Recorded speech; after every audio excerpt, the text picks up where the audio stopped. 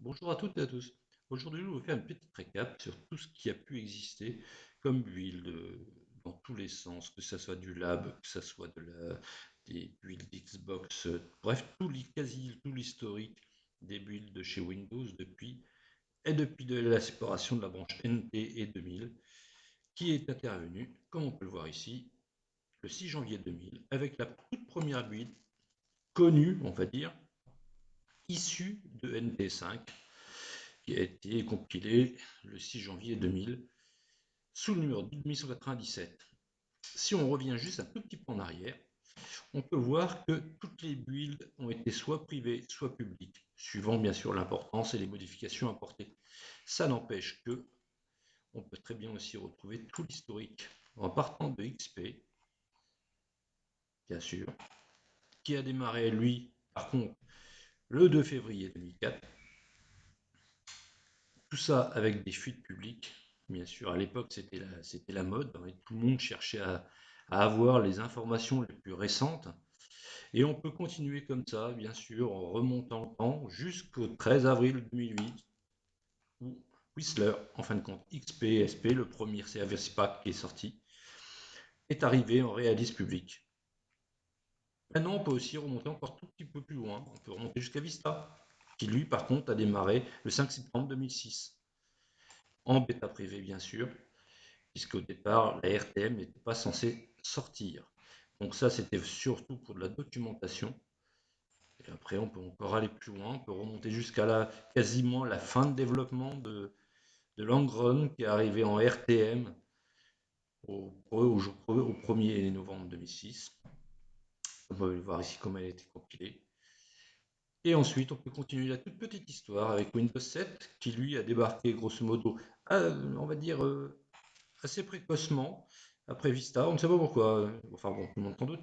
Donc la RTM, elle, est arrivée le 12 juin 2009. Ça, c'était pour la RTM. Si on continue Windows 7, grosso modo, ça va nous donner jusqu'à la 7006 qui se trouve ici du 13 juillet 2009.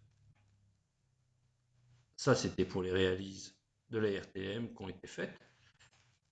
Derrière, on peut aussi continuer avec le Windows 8 qui est arrivé, lui, par contre, en 2012. Il y a eu un petit trou entre Windows 7 et Windows 8. C'est là où tout le monde a commencé à douter un tout petit peu. Le 23 juin 2012, on a sorti la Windows 8 RTM, bien sûr, avec toutes les bêtas qu'il y a eu avant, tout ce qui a pu être compilé, etc. Donc, c'était vraiment le 23 juin 2012, c'était vraiment la toute première compile qu'on pouvait trouver en RTM de Windows 8. C'était une version mineure pour eux, mais enfin bon, majeure en version 6, alors qu'avant nous étions en version 5. Et donc là, on peut voir que au 25 juillet 2012, la 8, par contre, était complètement compilée avec la 9200. Et ça, pour le 25 juillet 2012, c'était le Saint Graal. On peut continuer un tout petit peu encore jusqu'à... Alors là, j'ai trouvé ça pas mal, Windows Blue. Alors Windows Blue, c'était la 8.1, on va dire, grosso modo, qui était estampillé 8.1. C'était... Comment dire, pour éviter de dire un Windows 9, on a fait 8.1. On a 95 1456 pour le numéro de build. Et quand on voit la date de compilation, qui se trouve le 8 juillet 2013, on est pile poil entre ce que la Xbox Live, en fin de compte, commence à sortir, couplé en fin de compte, à la build de Windows 8. Hein. C'est là où on a commencé à avoir la convergence entre les deux systèmes, entre le Xbox Live, en fin de compte, le système Xbox et Windows. Et quand on commence à chercher un tout petit peu plus loin, là, on peut tomber ici sur le 21 août 2013, où là, on a Windows Blue RTM. Alors, la RTM de 9600, c'était bien la 8.1. La 8.1 qui automatiquement s'est retrouvée sur RT, s'est retrouvée sur la plupart des PC. Et donc, si on arrive maintenant tranquillement jusqu'à notre bon vieux Windows NT10, oui, parce qu'il s'appelle NT10, ce n'est pas Windows 10 à la base, c'est surtout du NT10. Ici, vous voyez bien la dernière pré-release qui est arrivée le 12 juin 2017, pour ceux qui sont en fastering. Et si vous cherchez tout en bas, mais alors vraiment, vraiment tout en bas, au fil des pages, on descend. Et là, vous tombez sur la toute première compilation automatique qui a été faite le 10 novembre 2014. C'était la 98-84. Moi, j'ai commencé en décembre 2014 comme insider. C'était vraiment la toute première qu'on nous lâchait dans la nature.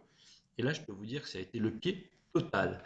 Voilà, c'était juste pour vous faire un petit récap sur toute cette mise à jour et cet écosystème sur Windows qui a vraiment évolué, on va dire, depuis les années 2000 jusqu'à aujourd'hui. On se retrouve avec un mode de développement qui est assez fluide, rapide, qui fait vraiment plaisir. Et maintenant, nous en sommes arrivés ici, bien sûr, à la version majeure 10.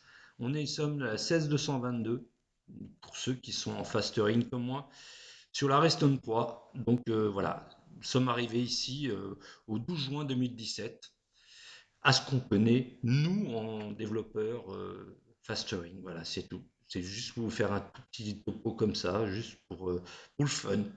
Voilà. Bah, écoutez, je vous dis au revoir, puis je vous dis à plus tard.